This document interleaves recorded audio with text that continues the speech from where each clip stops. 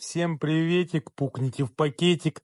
Ну что, ребята, с вами на связи мышь на мойке. Сегодня у нас погода дождливая, работы нет, приезжает вот только такой вот прекрасный раритет, как говорится. Поэтому послушайте шуточки. Слышь, выбирай, либо домой идешь, либо люкс без обезжирки приедем. Через 3 часа.